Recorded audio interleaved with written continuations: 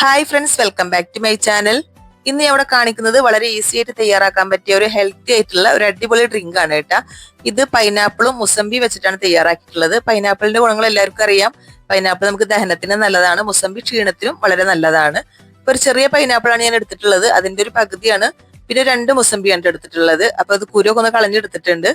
ഇപ്പൊ 1-2 കുരു ഇത് പെട്ടാലും കുഴപ്പമൊന്നുമില്ല, കൈപ്രസം ഒന്നും ഉണ്ടാവില്ല കേട്ടത്. ഇനി ഒരു മിക്സഡ് ജാർ എടുത്തിട്ടുണ്ട്, അതിലേക്ക് 2ന്റെയും പകുതി ഇട്ട് കൊടുക്കാം. 2 തവണ ആയിട്ടാണ് ഞാനിത് അടിച്ചെടുക്കുന്നത്.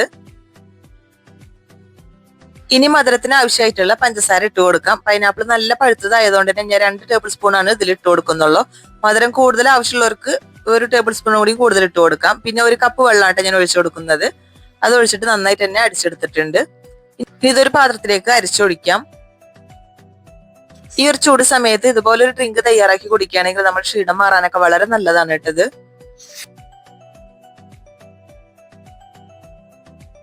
അപ്പൊ ആദ്യത്തെ തവണ അടിച്ചെടുത്ത് കഴിഞ്ഞിട്ടുണ്ട്. പിന്നെ രണ്ടാമത്തതും കൂടി അടിച്ചെടുത്തിട്ടുണ്ട്. അതും കൂടി ഒന്ന് അരിച്ചെടുക്കാം. അപ്പൊ ജ്യൂസ് ഇവിടെ തയ്യാറായിട്ടുണ്ട്. ഇനി ഇതൊന്ന് തണുപ്പിച്ചെടുക്കണം. അതിന് വേണ്ടി ഫ്രീസറിൽ ഒന്ന് ഒരു 15 മിനിറ്റ് വെച്ച് കൊടുക്കുന്നുണ്ട് കേട്ടോ. അത്രയും മതി. അതല്ലെങ്കിൽ ഐസ് ക്യൂബ് ഉണ്ടെങ്കിൽ ഐസ് ക്യൂബ് ഇട്ട് കൊടുത്താലും മതി കേട്ടോ. ആ ഒരു സമയം കൊണ്ട് നമുക്ക് അതിലേക്ക് ഇടാനുള്ള കസ്കസും തയ്യാറാക്കി എടുക്കാം. അതൊരു ടീസ്പൂൺ ഒരു പാത്രത്തിലേക്ക് ഇട്ട് കൊടുത്തിട്ട് കുറച്ച് വെള്ളം ഒന്ന് കുതിർക്കാനായിട്ട് ഒഴിച്ചു കൊടുക്കാം. അപ്പോഴേക്കും ജ്യൂസ് കുറച്ച് തണുപ്പൊക്കെ വന്നിട്ടുണ്ട്. അത് ഞാൻ പുറത്തേക്ക് എടുത്തിട്ടുണ്ട്. ഇനി അതിലേക്ക് നമ്മൾ കുതിർക്കാൻ ഇട്ടിട്ടുള്ള കസ്കസ് മുഴുവനായിട്ട് തന്നെ ഇട്ട് കൊടുക്കാം. എന്നിട്ട് അതൊന്ന് മിക്സ് ചെയ്തെടുക്കാം.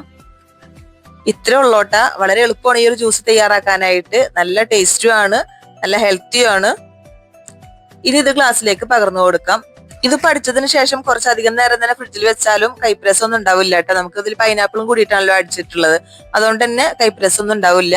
ഈ ഒരു ചൂട് സമയത്തിന് അടിപൊളി ഹെൽത്തി ആയിട്ടുള്ള ഡ്രിങ്ക് ആണ് കേട്ടത്. നമുക്ക് ക്ഷീണം മാറാനും പൈനാപ്പിളൊക്കെ നമുക്ക് ദഹനത്തിന് വളരെയധികം നല്ലതാണ്. എല്ലാവരും ഇതുപോലെ ഒന്ന് തയ്യാറാക്കി നോക്കണേ. അപ്പോൾ അധികം ഐറ്റംസ് ഒന്നും ഇല്ലാതെ തന്നെ വളരെ ഈസി ആയിട്ട് തയ്യാറാക്കാൻ പറ്റിയ ഒരു അടിപൊളി ഹെൽത്തി ആയിട്ടുള്ള ഡ്രിങ്ക് ആണ്. അപ്പൊ ഈ ഒരു ഡ്രിങ്കിന്റെ റെസിപ്പി നിങ്ങൾക്ക് ഇഷ്ടമായെങ്കിൽ മറക്കാതെ തന്നെ ലൈക്ക് ബട്ടൺ ക്ലിക്ക് ചെയ്യണേ. പിന്നെ നിങ്ങളുടെ ഫ്രണ്ട്സിനും ഫാമിലിക്കും ഷെയർ ചെയ്ത് കൊടുക്കണം. നിങ്ങളുടെ അഭിപ്രായങ്ങൾ കമന്റ് ബോക്സിൽ അറിയിക്കുക. ഹൈപ്പ് ചെയ്യാൻ മറക്കരുത്. നല്ലൊരു വീഡിയോ ആയിട്ട് നമുക്ക് വീണ്ടും കാണാം. താങ്ക്